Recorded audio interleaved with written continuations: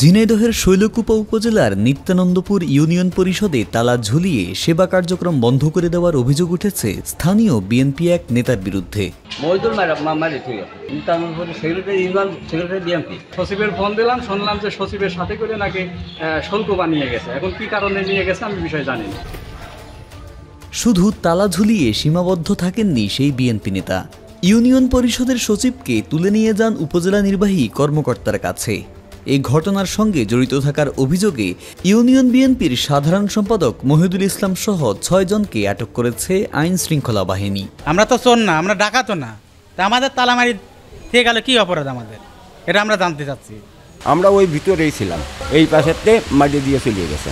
কারণ কারা যে বন্ধ করলে কি ব্যাপার এটাই বুঝতে পারতেছি। 15-20 জন এসে যে সচিব নিয়ে চলে গেল আর ভিতরে তালা মেরে থুয়ে যে আমরা জনগণ আটটা পড়ে রয়েছি এখন। মহিদুল ইসলাম নিত্যানন্দপুর ইউনিয়ন বিএনপির সাধারণ সম্পাদক। ভিজিডি কর্মসূচির আওতায় চাল বিতরণের জন্য তার পছন্দ অনুযায়ী তালিকা করতে কয়েকদিন ধরেই চাপ দিচ্ছিলেন ইউনিয়ন পরিষদের সচিবকে। তার কথা অনুযায়ী কার্ড না দেওয়ায় বৃহস্পতিবার সকালে 20 থেকে 25 জন অনুসারী সহ ইউনিয়ন পরিষদে আসেন। প্রথমেই ইউপি সচিব হাফিজুরকে ধরে নিয়ে যান উপজেলা নির্বাহী কর্মকর্তার কাছে এবং কর্মচারীদের আটকে বন্ধ করে দেন সেবা।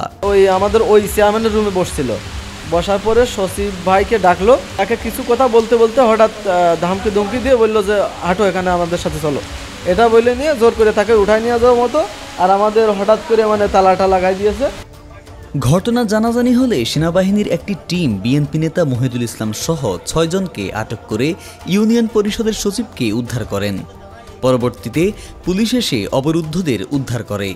এ বিষয়ে শৈলকুপা থানার ওসি মাসুম খান বলেন, এখানে ইউনিয়ন পরিষদে ওই এলাকার বিজিএ চাল দেওয়ার দ্বন্দ্বে স্থানীয় 2টা গ্রুপ পরস্পর দোষারোপ করে এবং এই দ্বন্দ্বে তারা ইউনিয়ন পরিষদে তালা মেরে দিয়েছে, সচিবকে ধরে উপজেলা পরিষদে নিয়ে আসতেছিল। তখন আমরা আমরা উপজেলা ফটক থেকে আমরা তাদেরকে গ্রেপ্তার করি, তাদেরকে থানায় নিয়ে আসছি এবং তাদের বিরুদ্ধে আইনগত ব্যবস্থা প্রক্রিয়াধীন।